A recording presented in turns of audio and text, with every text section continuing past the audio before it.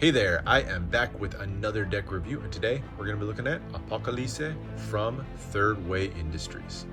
And those of you who have seen other deck reviews on my channel may already know that Giovanni Meroni, the Italian designer behind Thirdway, is my favorite designer out there. His decks always carry rich stories and mythologies, not to mention premium materials on the tuck case, beautiful artwork on the cards, and of course those iconic court cards that tell the story of every deck.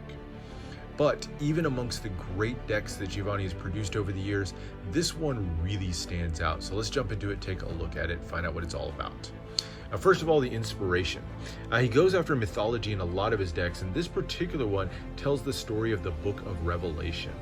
The Book of Revelation is the last book in the Christian Bible, in the New Testament, and it tells basically the story of the end times. There's other potential interpretations of it because it's a really weird and symbolic book all around. But the most common one is that it tells the story of the end times, the apocalypse. In fact, the name of the deck, Apocalisse, is Italian for apocalypse. The book was written by John, most commonly believed to be John, one of Jesus' apostles, and was a prophecy to talk about how it was the world was going to end. Now, starting with the tuck case of this one, it's really beautiful materials on this one. If I zoom in closely, you'll see this premium black stock. It almost has a texture that looks like stone to it. Very interesting, has a rich feel to it overall, and it's covered with two colors of foil, both gold and red, along with lots of embossing throughout of those details. A very striking look of those foils against the black tuck case. You have the name of the deck in nice small letters here, Apocalisse, and then the symbol of Apocalisse is in the back. So this diamond shape with the eye surrounded by a bunch of spears. That's a symbol that we're going to see appear tons of times throughout the deck, and is sort of the official symbol overall of Apocalisse. Now, surrounding it, there's lots of different small icons throughout. For example, the spade pip or the thunderbolts representing the power of the Almighty. You've got the all-seeing eye up here at the top, always keeping watch, as well as wings that maybe represent the angels or demons that play a role in the story. Lots of beautiful and bold, sharp lines throughout, kind of forming a beautiful set of borders. It just finishes out what is a fantastic looking front to the tuck case. Turning to the sides, you've got Apocalisse on one side and on the other. The bottom has your ad copy for Thirdway, as well as Cardamundi, who printed the deck. And the top just has a little bit more gold and red ornamentation. You can't see it because it's covered up by the tuck seal, but it's just the four suits under there. The back's going to be a foiled and embossed version of the back of the cards. We'll look more at the details of that in a second. And then you do get a custom tuck seal. It's a postage stamp style seal. It's done in this gold holographic color. So nice rainbow shine to the gold image. Features another look at the symbol of Apocalisse, and they're individually numbered. So I got number 734 out of about 2,500 decks that were produced. As you open up the flap, you get another peek at part of the symbol of Apocalisse, and then 2020 in Roman numerals for when the deck was created. Look at the all-seeing eye that's on the inner flaps there in that gold foil, and you get some beautiful interior printing as well. Get a hint of that symbol once more at the top, and then a beautiful pattern that extends all the way down to the bottom of the tuck. So beautiful tuck case. Love the materials that were used on this one. It just gives a very luxury feel overall to the tuck case. So I love that he's playing around with different papers lately on his tuck cases to give different, more premium effects. So that's the tuck case, but let's take a look at the cards, and we'll start with the back design. And here it is. Beautiful glowing look overall to it. The way this was created was actually really interesting. So what would happen was the entire back of the card was completely foiled over in gold, and then the red and black sections you see were printed on top of it in ink. And what that means is even the red and the black parts kind of have that gold glow behind them. So the entire card, not just the gold sections, but the entire card glows. Now the back design is made up of a pair of symbols for the deck there at the top and the bottom, and then lots of borders and designs and lines forming really interesting patterns all the way around. A little bit more iconography. You get those wings appearing again, or the all-seeing eye at the top. And then it finishes out with a nice thin gold poker border. And I love the way the entire back to the card shines. If I turn this in the light, you'll see that mirror reflection there. Beautifully done. And I'll say, while I don't know if this looks kind of washed out on camera with the brightness there, but in hand, just the way that, you hit it with the right light, it can look very dark and mysterious, but then in others, it can be gold and shining. It's a really striking effect overall, and just fantastic back design to the cards. But now let's get into the deck. We'll go real quick through the number cards, because the number cards don't really tell any part of the story, but they are beautifully done and completely custom. The pips are going to be pretty standard orientation. They're slightly customized, and they do feature that nice silver metallic ink border around the edge, nice readable pip and index in the corner, and then the background is made up of that Apocalisse symbol with lots of kind of lines, almost like glowing light around the edges, and it's all done in silver metallic inks on the spades here. Really, really bright, and one of those ink colors that it can almost disappear as you turn it into different lights. It's a really highly reflective look to it. The number cards are all fairly standard in their orientation, so nothing too special on these.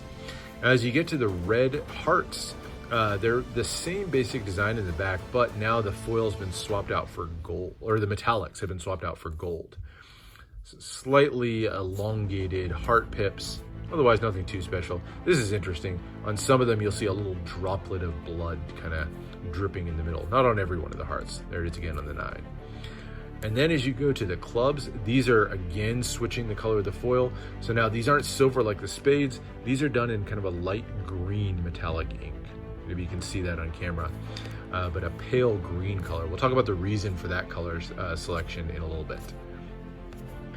And then you get into the diamonds. So the diamonds are done back in that gold ink, so matching what was done on the hearts. And that finishes up the number cards. So nothing too special with the number cards. We're gonna put those aside because now we're gonna get into the quartz that are really where the story unfolds. So without any further ado, let's get into the aces and the quartz. All right, we're gonna start out with the ace of spades. Now it is the power ace of the deck, but it also introduces one of the main characters of the story. I mentioned this is the story, The End of the World, and it carries with it a few antagonists. The main antagonist behind the entire thing is the red dragon, and that's who's depicted here. Now I know it's in black, but this is the 7-headed red dragon, that long snake-like creature that's wrapped around the large spade pip. All done in beautiful silver metallic inks throughout. It just gives a nice glowing effect overall to the card. You can see all 7 heads crowded around the top. The backdrop includes that symbol again with Apocalypse written at the top. MMXX again for 2020 at the bottom. And so we've got the red dragon. The red dragon is usually thought to be the embodiment of Satan. And so is sort of the primary antagonist for this overall story, The End of the World. Now, one of the things that introduces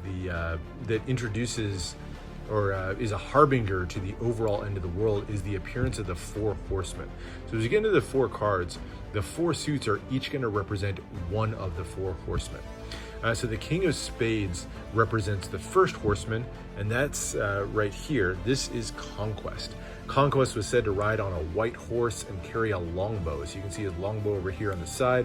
It's infused with the power of the Almighty, so you'll see the lightning bolts off to the side. And he's a really just imposing dark figure with that helmet, the shining crown on his head, those imposing shoulders to his armor. Just a really beautiful effect, very dark and then nicely accented with silver metallic inks throughout. So there's Conquest, the first of the 4 horsemen. The other 2 spades then represent a couple of maybe his henchmen. Now I'll warn here for a second as we get into the queens, you're gonna see some light nudity on some of these. That's not uncommon for Giovanni decks, but it does make an appearance on the next card here. So that warning aside, here's the Queen of Spades, and this is Wrath. Wrath is a former seraph, a former angel. He uses her lightning bolt to punish mortals. So she has the lightning bolt gripped in her hand and that really imposing, almost evil-looking device over her eyes. Very interesting. I love the just little tiny pops of red that are in there, the spikes that surround it. Gives her a really imposing look. And then the wings kind of reminding you that she was a former angel. So there is Wrath. And then third is Domination. Domination, like Conquest, is there to help enslave mortals and dominate the world. He as well has a longbow, so very similar to what we saw with Conquest. And he's a sharpshooter with an all-seeing eye who strikes down any mortals who stray. And so you see his arrows at the ready, the eyes up here maybe representing that all-seeing eye as well. Another really striking look, and I love the mixture of the gold, silver foils or metallics mixed in with that black. Very cool. Now, turning to the next of the suits, the hearts. The hearts represent the second of the horsemen, and that is War. War was said to ride on a red horse, so fitting these on the red suit here. And you'll see the symbol of War, that long sword that's featured right in the middle of the ace pip. Otherwise, very similar look to the other cards we've seen before with that angular shape on the background. The King of Hearts represents War himself, and really love the bold and heavy use of red colors throughout here. Very fascinating look overall. You can see the sword dripping with blood at his head, and this is probably the most imposing or evil looking of the characters of all of them to me. Really just a striking look. Again, hits of metallics, this time mostly gold that's used in here to accent off parts of the armor or the helmet. Now, he has a couple of minions with him, and the Queen of Hearts is probably the creepiest of the queens. This is the Angel of Blood. Truly violent creature, and one who basically kills indiscriminately. In fact, it's said that she ultimately is going to meet her demise when she tries to take on the Almighty himself. And the Almighty, of course, is not defeated, and so that's where she meets her end. But you'll see her blood-stained sword, so she has that golden sword stained with blood, and then the blood just dripping out of her eyes, as well as that striking hairstyle with the gold halo. It's a incredibly creepy and well-designed card. So there's the Angel of Blood. And then the Jack. This is the Demon of Destruction, so another counterpart to War, and he's got the sword strapped to his back and ready to help turn mortals against one another in the kind of heat of war. So none of these are going to be ones who kill humans directly, but they do inspire and help create wars as part of that end times. All right, now we're going to turn to our third horseman. We're going to go to the diamonds now. The third horseman is Famine. Famine said to ride on a black horse, and you'll see the fly there in the center. That's going to be one of the symbols of famine there. There's flies or locusts that symbolize famine, and you'll see the scales representing judgment with that gold metallic ink. And here is Famine himself. So Famine has the purpose of bringing just pain and despair to mortals and destroys their lives basically indirectly. So causing famine and shortage throughout the world, basically casting judgment on people. And that's why you see the scales represented. And I love that the style of that helmet, that long, that very tall, angular helmet with that eye right there in the center. Really striking. So that's Famine. The Queen of Diamonds is the Angel of Corruption. You'll see her surrounded by locusts, just like what we saw on the Ace of Diamonds. And she basically, in addition to being followed around by locusts, locusts then are what she uses to spoil the world's food supplies. And so Angel of Corruption, she's there to corrupt the world's food supplies and just sow more issues and problems among human beings. So you've got the locusts flying all the way around her, and just again a very kind of militaristic look. Actually, she has a face that looks like it would go well on the order decks, also from Giovanni. And then the Jack of Diamonds, the last one from Famine's sort of ilk. This is Beelzebub. Beelzebub is actually depicted in many other cultures as one of the major demons. Beelzebub is the lord of the flies and works to corrupt souls. And so he's surrounded by flies all around him, and he doesn't corrupt any physical objects, but he is able to kind of whisper dissent into humans' ears and corrupt their souls. Then we turn to the clubs. The clubs are the final of the four horsemen, and that is death. Death is said to ride on a pale green horse. That's why we have the pale green metallics that are used on this one. And here is Death himself on the King of Clubs. Very classic depiction with the hooded skeletal figure carrying the scythe. That's usually how death is depicted in popular culture. Has the hourglass to represent time overall, and that really eerie pale green look. Really interesting and creepy look as death kind of stares you right in the eye. Then comes the Queen of Clubs. The Queen of Clubs is the Angel of Death. Now, the Angel of Death actually makes another appearance in the Bible much earlier. In the Old Testament, in the book of Exodus, she's sent down to earth by the Almighty to kill all the firstborn of Egypt when God sent plagues upon Egypt. And as this story goes, she'll be sent out again by the Almighty as part of the Apocalypse. And so you'll see the Angel of Death there, also with her scythe, ready to strike people down. And then the last one of the courts is the Jack of Clubs. This is Plague, the younger brother of Death, and it seeks to weaken mortals through disease and sow fear amongst everybody. So there's Plague represented there. The triangular, almost like an executioner's hood on this one. So beautiful courts all the way through. But the one thing I haven't talked about are the 4 extra cards. And the 4 extra cards are really the center of the overall story of Revelation. So let's go into that. Now, the first one here with the black background, this is what's called the false prophet. The false prophet is one of the ones you may hear him referred to as the Antichrist or something like that, but it's one who will help promote the authority of the red dragon and is one who's said to be able to perform great signs overall. And so as a result, will be able to become the ruler of all humans. The story says that they'll be able to rule over humans through prosperity through 7 years, and then another 7 years as an oppressive leader.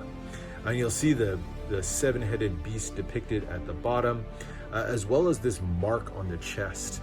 One of the symbols of the Antichrist is this use of the mark of the beast. You'll usually see it depicted as like 666 whenever you go into Revelation stories, but in this case, it's kind of a different, more cryptic mark there represented. So this is the false prophet.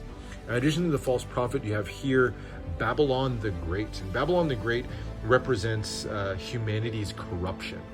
She rides on the 7-headed dragon as well, and eventually will be devoured by that beast. But you can see her here representing all kind of the worst of humanity, whether it's the decadence from the jewelry, the debauchery from the drink, or the nudity. Just definitely represents kind of the worst in humanity, but on a striking red background. Next up is a beautiful card. This gold one represents one called the Woman Clothed by the Sun. She appears in the Bible. She mentions that she has a crown of 12 stars. You have the 12 stars above her head, and she's pregnant with a male child. That gold glow at her belly here kind of represents that pregnancy, and you'll see the 7-headed dragon again making an appearance. His goal here, he knows that child that she carries kind of spells trouble for him, and so he's waiting to devour that child when he's born. The woman clothed by the sun, however, is given the wings of an eagle so she can fly away when the time comes and escape with her child. A beautiful gold background on this one. And who is her child? Well, her child is the last one of our cards. This is the true prophet, the one who's ultimately going to defeat not just the red dragon, but also the false prophet. And so you'll see him here with a glowing silver background.